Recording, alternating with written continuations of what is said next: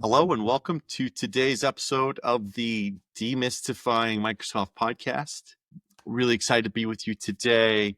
Should be another fun episode today. We're going to continue our conversation about Azure cost management, talk about how you can save 30, 40, 50% on your Azure costs just by understanding how Microsoft bills and discounts and manages those costs. So looking forward to jumping into that today. I'm your host, Nathan Taylor. I'm the SVP here at the Microsoft Center of Excellence at Sourcepass. I lead our team here. We're a team focused on helping you navigate the Microsoft ecosystem, pricing and billing and licenses, and always changing as Microsoft is changing the landscape. We're here to help you navigate all those changes. I'm looking forward to jumping in. My background is I've spent 20 years doing small and medium business IT. I'm Microsoft certified in Office 365. I'm also a certified Azure architect expert, which just means I passed a number of Microsoft Azure certs over the years. So that really gives me that context for understanding some of this pricing stuff. It's something we've been helping people with for years, and I'm excited to jump into it. So let's kick it off. Last week, we talked at a really high level. Actually, it was 2 weeks ago before the holiday. We talked at a high level about how the pricing works. This consumption-based charge you for every minute of use of these solutions, and kind of made a high level overview of how that pricing works from a Microsoft perspective. Today, I'm going to dig into the primary cost-saving levers we have and kind of walk you through how they all work, because I think there's a lot of detail here, and I think it really helps people to be able to see and understand the details. So let's jump into the pricing calculator. This is where all the magic happens, and it's a really great place to really talk about this. So Microsoft publishes this tool for free. You just do a Google search for Azure Pricing Calculator. It's a public site. You can come in here and look at the things you're working with. But the big details that we're going to talk about today is a lot of people's costs in Azure comes from running servers in Azure. That's the majority of people's costs for a lot of tenants. They've taken 20, 30, 200 or 300, however many servers, and moved them to the cloud.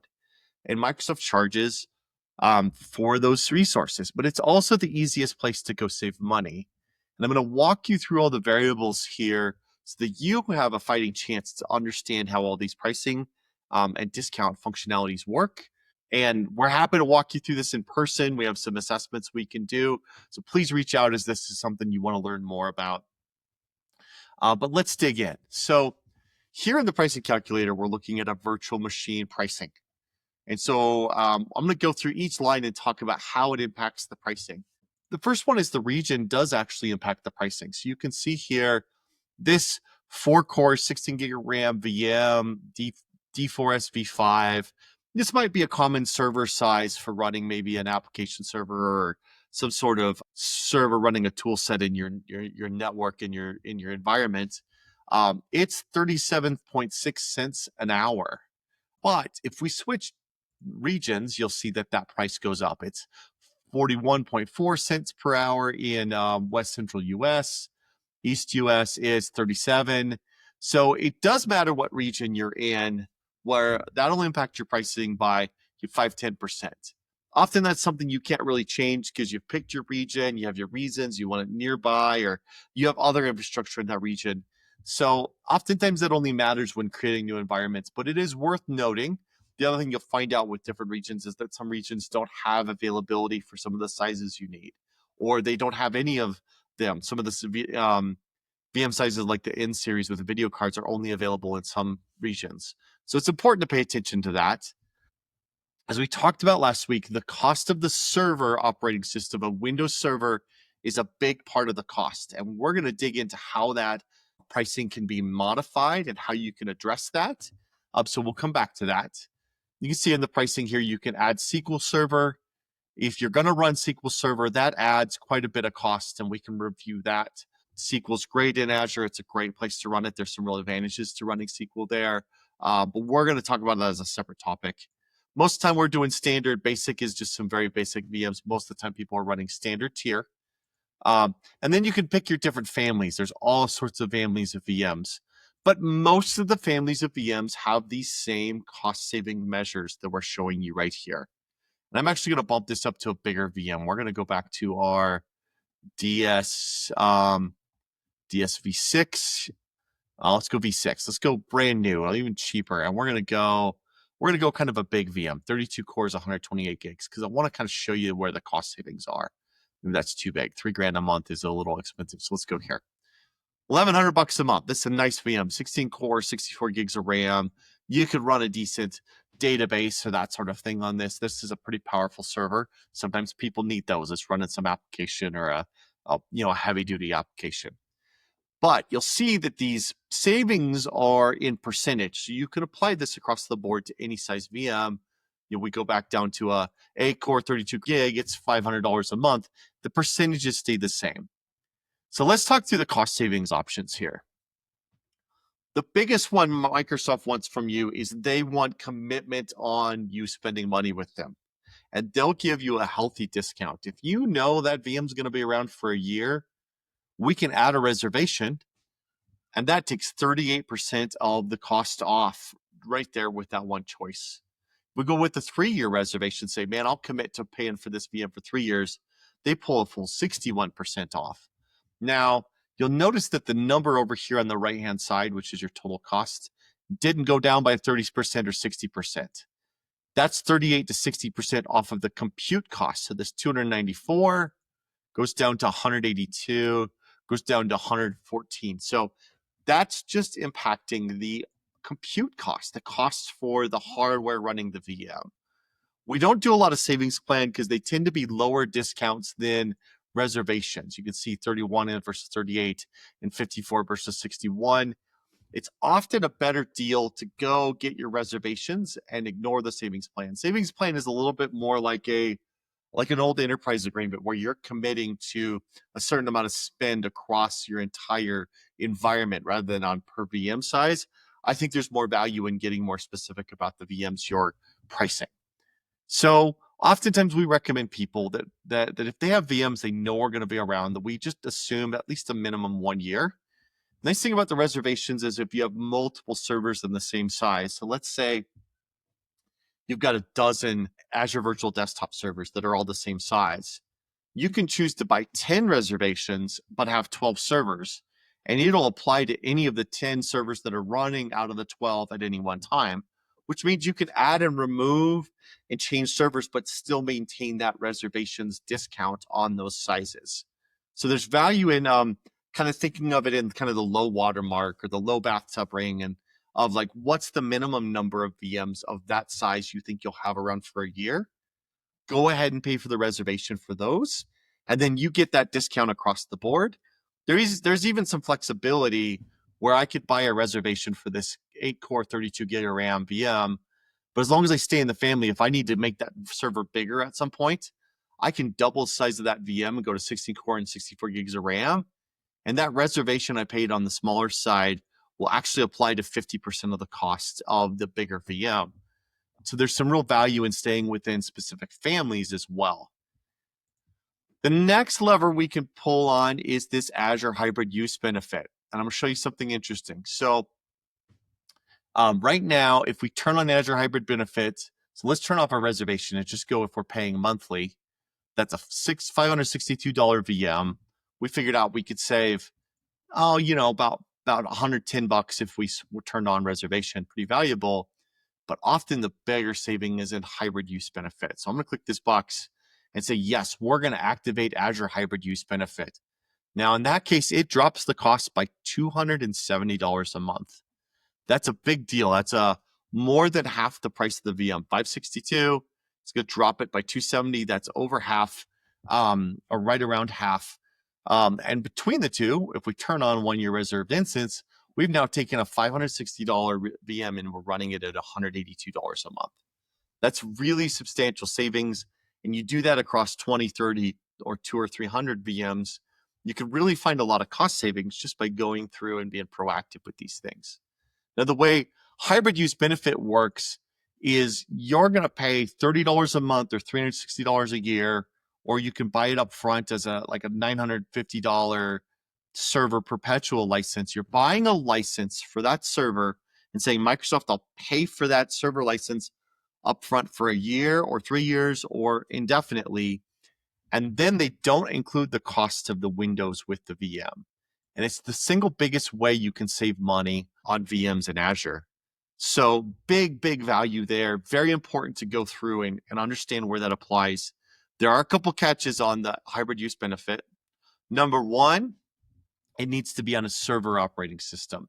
So there is no hybrid use benefit required for AVD, for example. If you're running Azure Virtual Desktop on Windows 11, there is no server operating system to pay for, and Azure does not bill you for the OS. That's included in your Business Premium or E3 or E5 license.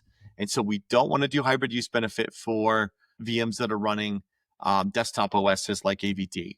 If you're running Linux, don't worry about Azure hybrid use benefit. That cost is not included in the cost of the VM, as you can see here. And I might make this window just a hair bigger so I can show you this.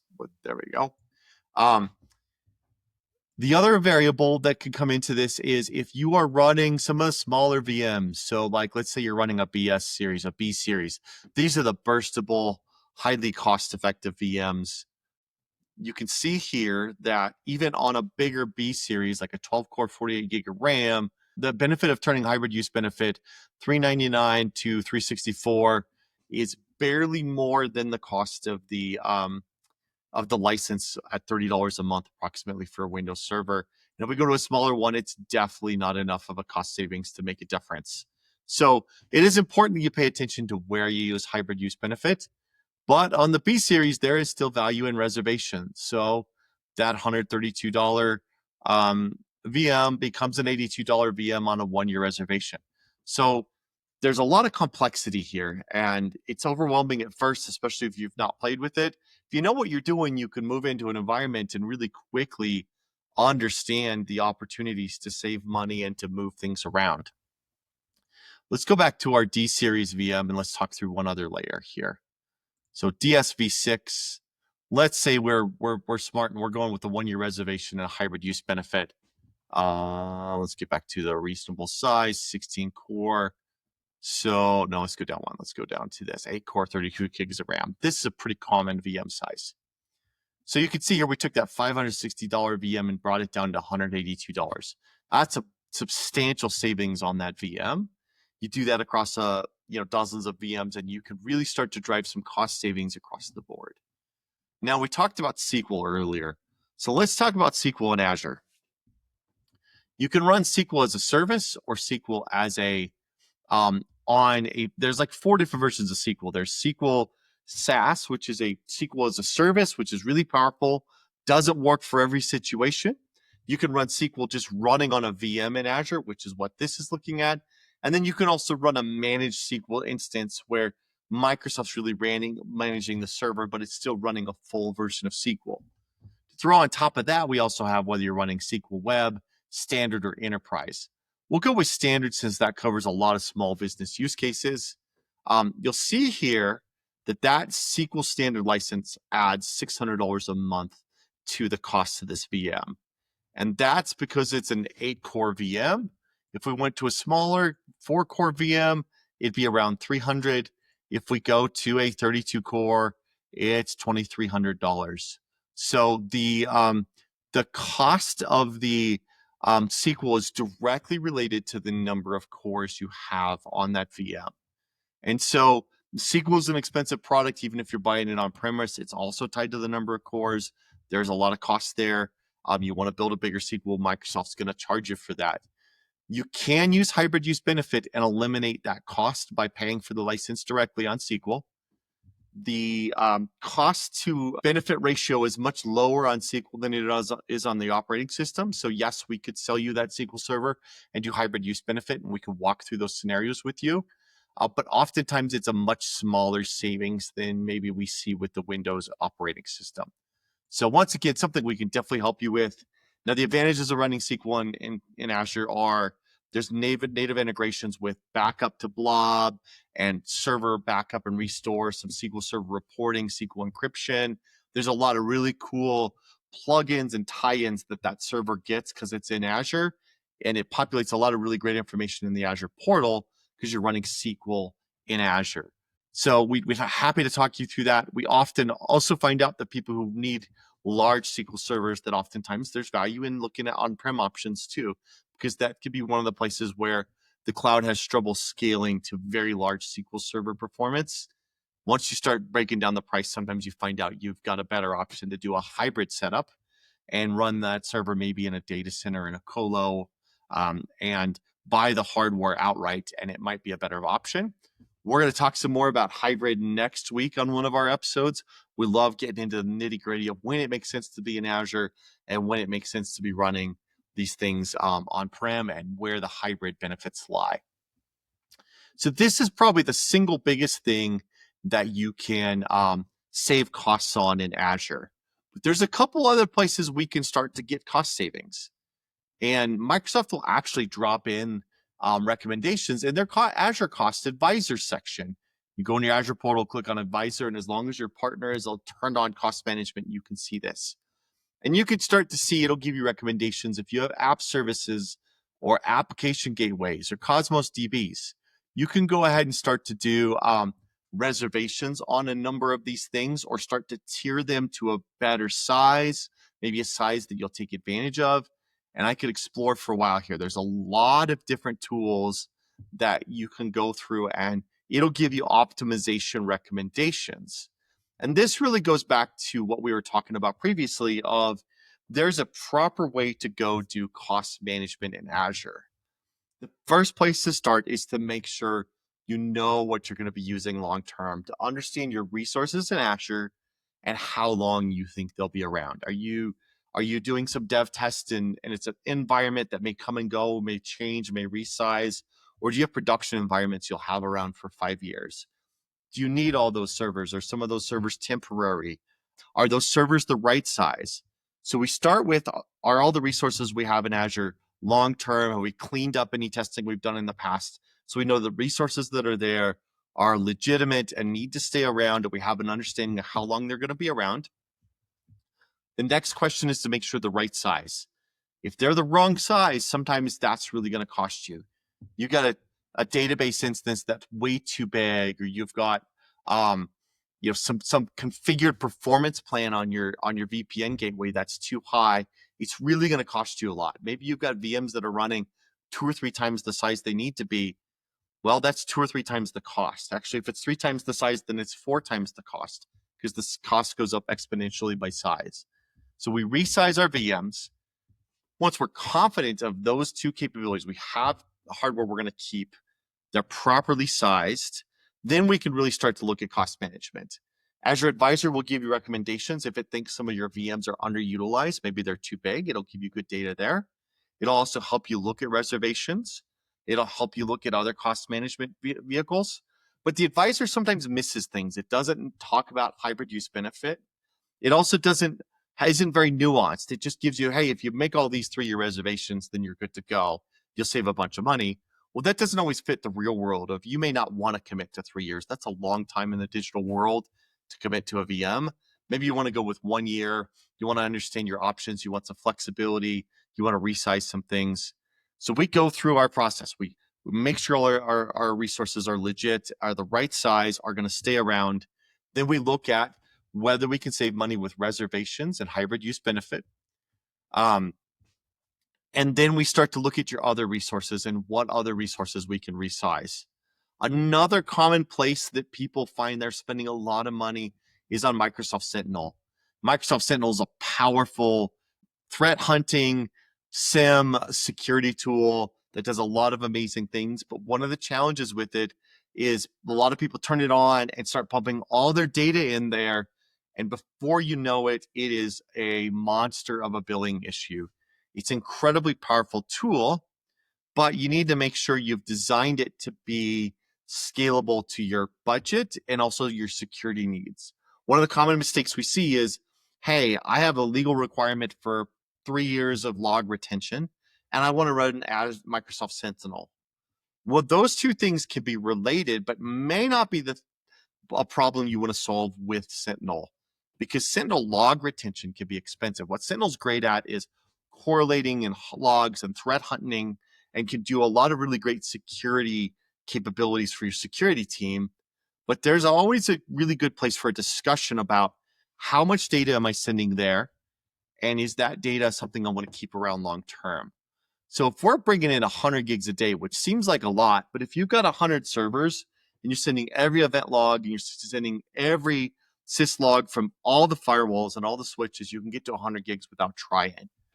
100 gigs in Microsoft Sentinel works out to $8,800 a month. That's a lot of money, almost $9,000 a month for 100 gigs, and that's with 30 days of retention. If you add some additional retention, you say, well, I want my 3 months. I think you get 3 months free is what it is. The way the first 3 months of retention are free. So you're good for 3 months, but you're like, I'd really like 3 years in Azure. Long-term retention, which is a new tier, much cheaper. You can see it's a fifth the size of the cost of the old school inactive retention. That's another $2,200 a month. So if you're bringing in 100 gigs a month, 100 gigs a day, and you want to keep it for 36 months, it's $11,000 a month. It could really add up and can really become a challenge for your data retention. So there's a couple places we can go with this for cost savings.